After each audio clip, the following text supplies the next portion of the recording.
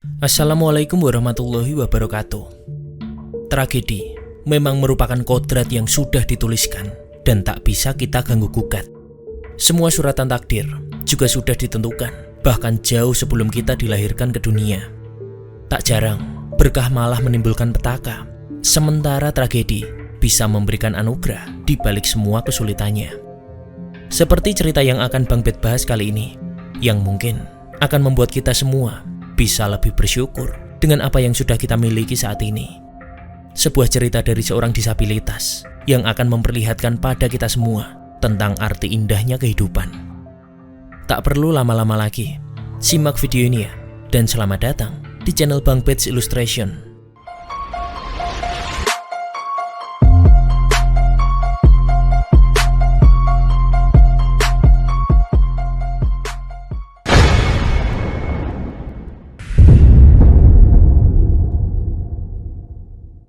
Anak saya waktu itu berumur 12 tahun dan mau menghadapi ujian kurang 4 hari. Setelah itu dia kecelakaan. Pada waktu itu ada peluncuran satelit Palapa. Saya tahu-tahu dibawa ke rumah sakit. Melihat kondisi anak saya sudah nggak kuat, nggak ingat apa-apa lagi. Karena kondisinya memang sangat parah lah waktu itu. Dia bilang dia sempat melihat anaknya itu tidak bernafas, tapi dia nggak mau bilang sama saya karena dia takut kalau saya tuh kenapa-napa. Sampai ditangani dokter, dinyatakan harus operasi.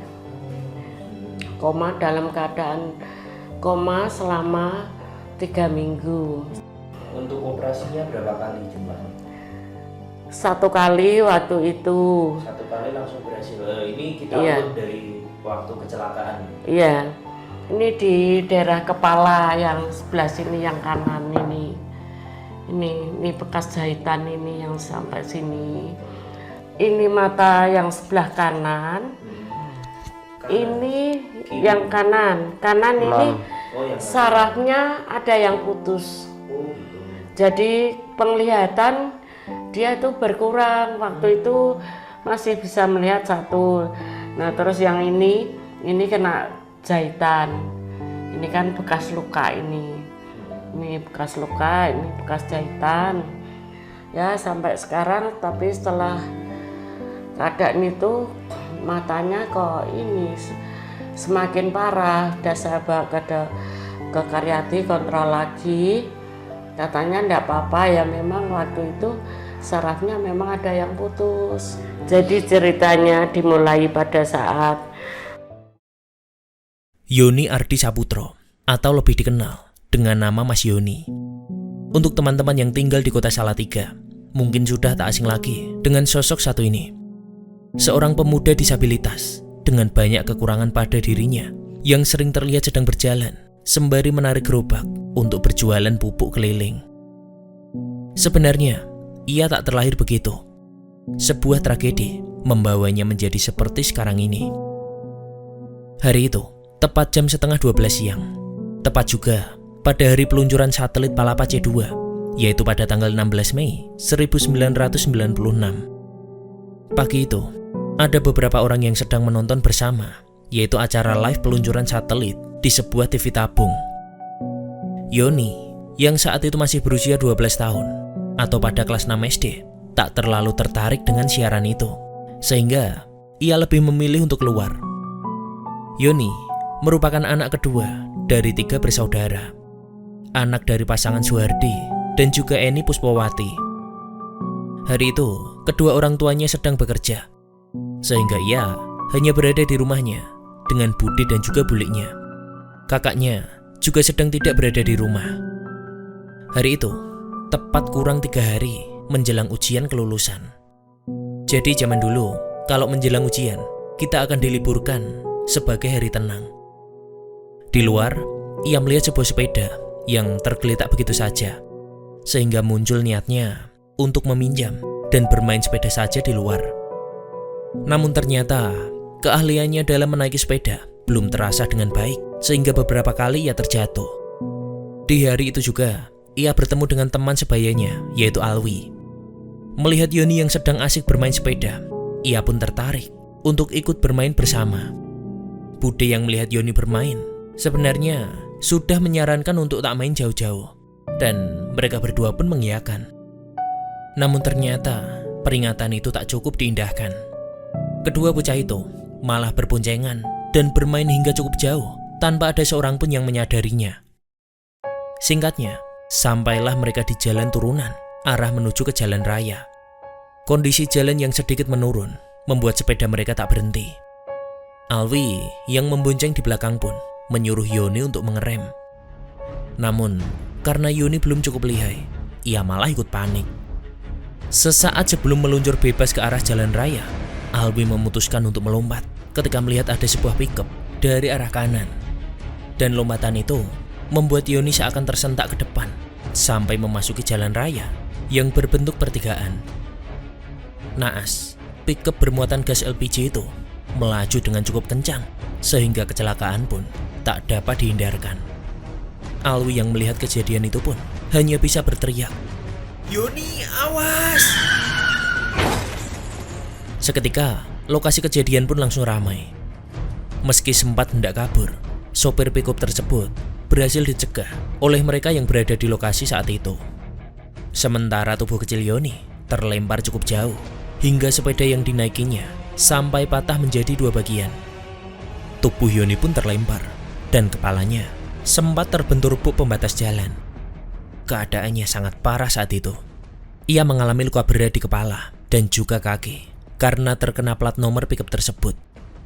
Oleh warga yang melihat, Yoni segera dilarikan ke rumah sakit terdekat dan kemudian dirujuk untuk langsung dibawa ke Rumah Sakit Karyadi Semarang.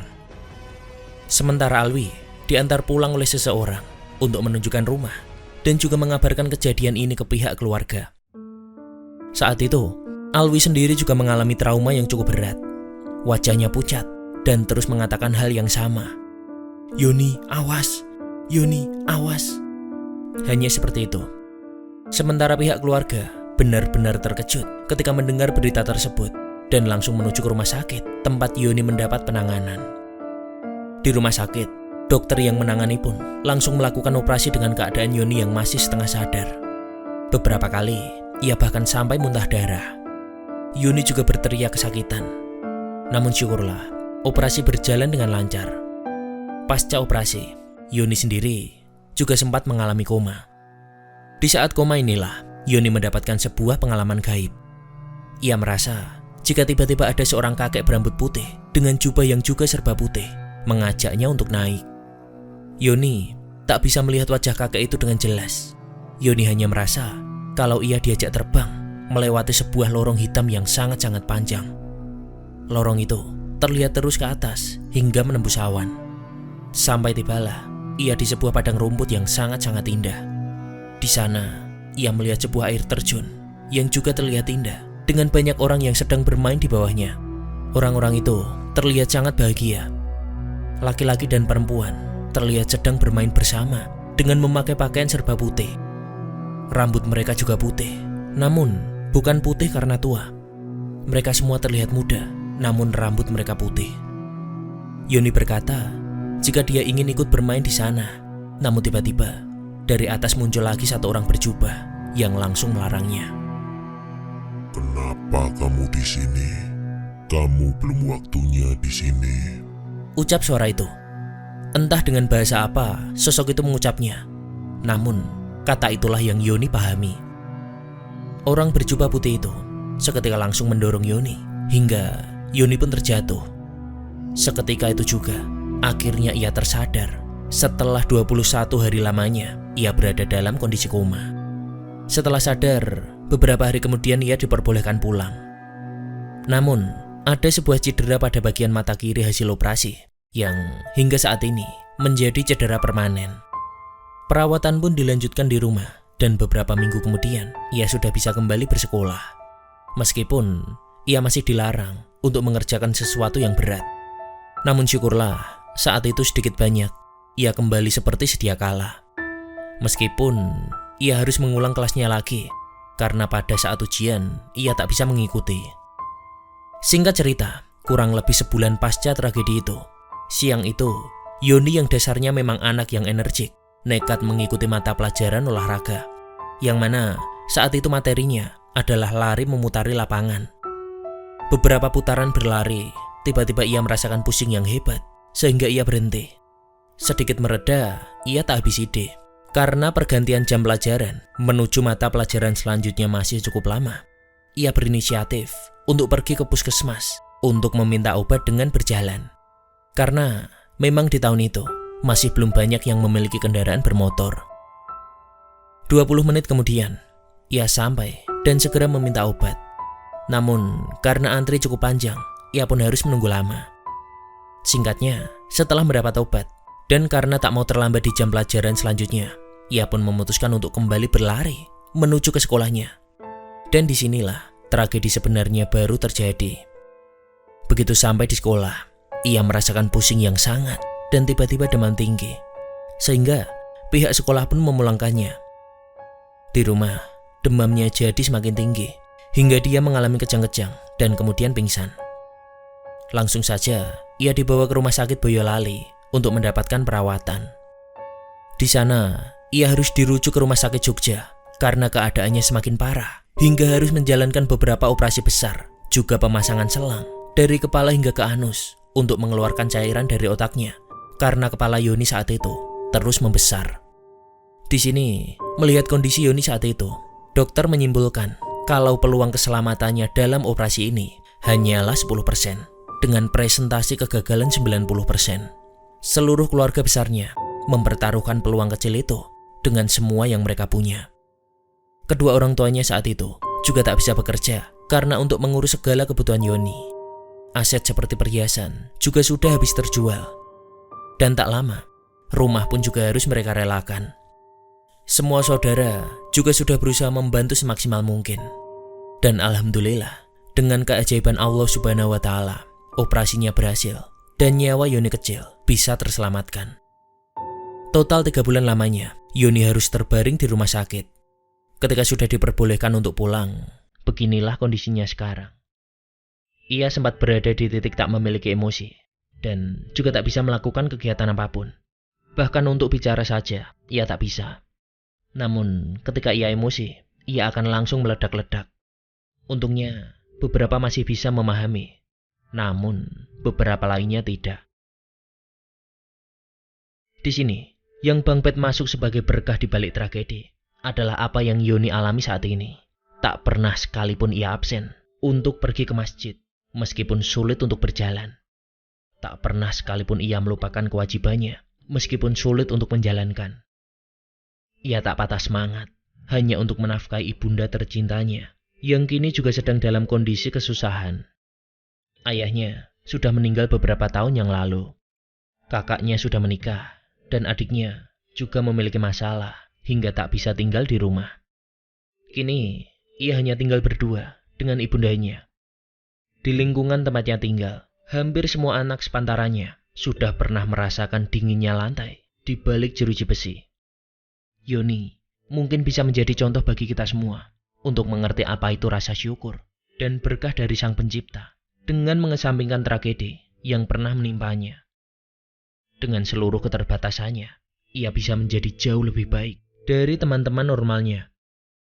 Di sebuah kota kecil nan indah, yaitu kota Salatiga, kini ia tinggal. Jikalau teman-teman ada yang melihat beliau sedang berjalan sempoyongan dengan menarik gerobak berisi pupuk kandang, itu adalah bentuk perjuangannya ketika sedang mencari nafkah untuk sang ibunda tercinta. Apabila ada teman-teman yang menonton dan tergerak hatinya untuk membantu, selama sebulan penuh, Bang Pet akan bukakan kolom deskripsi sebagai tempat untuk teman-teman bisa berdonasi agar bisa sedikit membantu untuk melewati kondisi sulit saudara kita ini. Dan semoga dengan itu akan ada berkah yang tak terkira yang nanti akan kembali pada kita. Seluruh laporan donasi juga nanti akan Bang Pet perlihatkan dan akan Bang Pet berikan seluruhnya. Sekian kronologi cerita yang bisa Bang Pet sampaikan. Mari sejenak kita renungkan betapa nikmatnya hidup kita saat ini. Dengan fisik normal, dengan segala kemampuan dan bakat yang kita miliki, pantasnya kita bersyukur Karena ada sangat banyak orang yang mendambakan itu semua. Terima kasih sudah menonton. Dan terima kasih atas dukungan teman-teman semua. Maaf apabila ada salah-salah kata. Wassalamualaikum warahmatullahi wabarakatuh.